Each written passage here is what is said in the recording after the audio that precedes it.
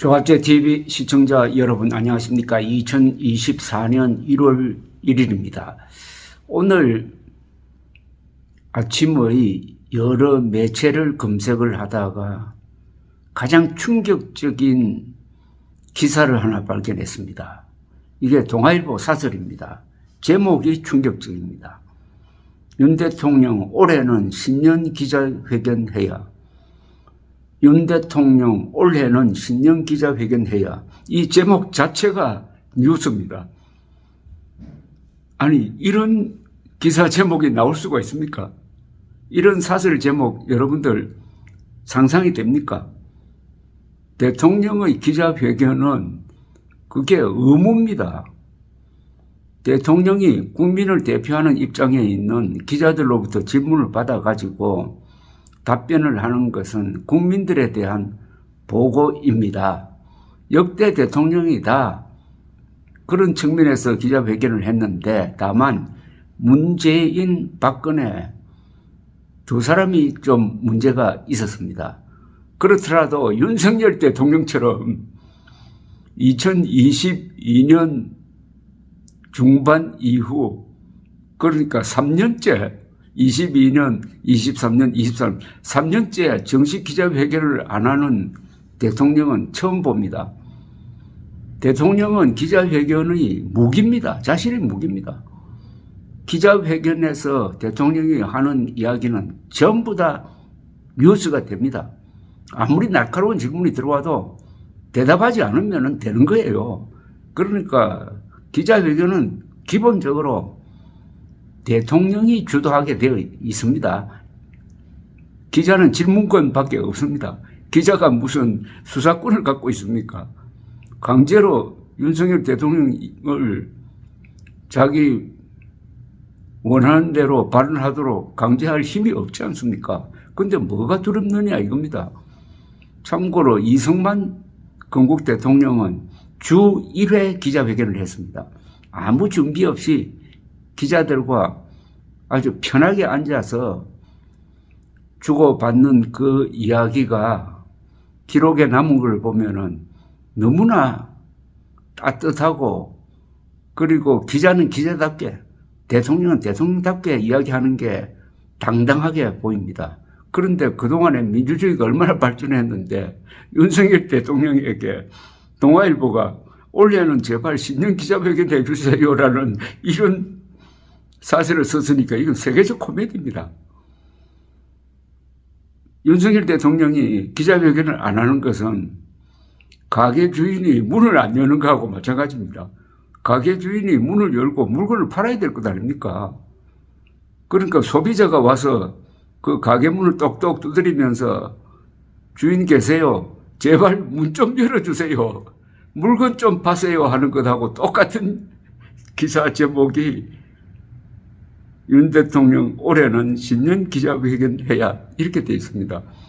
아니, 윤석열 대통령이 취임하기도 전에 당선 직후에 갑자기 청와대를 광화문으로 옮기려고 했더니 적지가 나오지 않는다.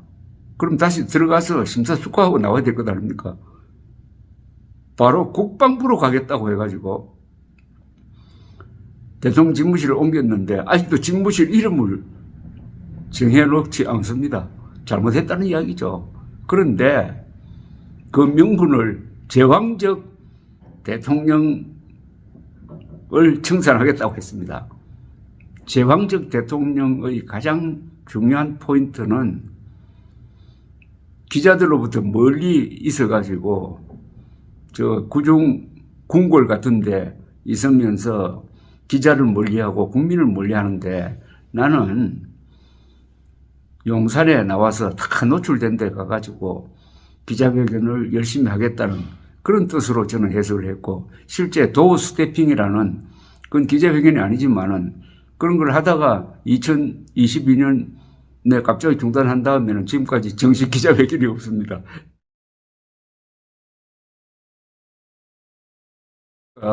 윤석열 대통령은 이거 직무 포기입니다.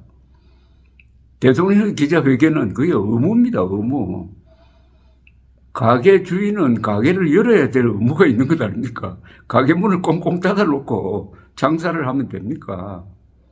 윤석열 대통령이 민주국가의 지도자입니다. 북한 같으면 김정은이가 뭐 기자회견을 하든 말든 관심 없어요. 그러나 대한민국은 윤석열 대통령을 직선제로 뽑은 유권자들이 윤석열 대통령의 입을 바라보고 있습니다. 그런데 궁금한 문제에 대해서 계속 주변에서 대통령실의 고위 관계자 뭐 이런 식으로 말이 나오니까 그걸 믿을 수도 없고, 일단 이 내용은 좀 우습기는 하지만 소개를 해드리겠습니다. 동아일보 사설입니다. 오늘 집권 3년차를 시작하는 윤석열 대통령은 경제와 안보 등 국정 전반에 대해 다양한 평가를 받고 있다. 하지만 대국민 소통에서는 후한 점수를 받기 어렵다. 대표적인 게 실종된 기자회견이다. 취임 100일 회견을 한 2022년 8월 이후 정식 기자회견이 없었다. 그해 11월 도어 스태핑 중단 후로는 정상회담 공동 기자회견을 제외하면 공개된 자리에서 취재기자의 질문을 받지 않았다. 정식 기자회견은 직선제로 선출된 대통령 가운데 빈도가 가장 낮다. 사라진 기자회견은 대통령의 당초 약속과는 거리가 멀다. 윤 대통령은 당선 직후 참모들 뒤에 숨지 않고 정부 잘못을 고백하고 이해를 구하겠다고 말했다. 또 100일 회견 때는 질문받는 대통령이 되겠다고 약속했다. 현실 정치 경험 없이 당선된 대통령으로서 새 정치에 대한 다짐과 대국민 설명 책무를 떠올렸을 것이다. 그러나 이후 벌어진 상황은 실망스럽다. 대통령은 주로 국회 연설, 현장 간담회, 국무회의 발언을 통해 국정 구상을 밝혔다. 국민들이 듣고 싶고 궁금해하는 걸 대신 묻는 기자들의 질문은 피했다. 상방향 소통이 아니었고 들려주고 싶은 것만 알리는 절반의 소통이었다. 이런 지적이 1년 가까이 반복됐지만 방치되었다. 이거는 윤석열 대통령이 기자들을 깔본다는 이야기를 넘어서 유권자들을 무시한다는 것으로밖에 받아들여지지 않습니다.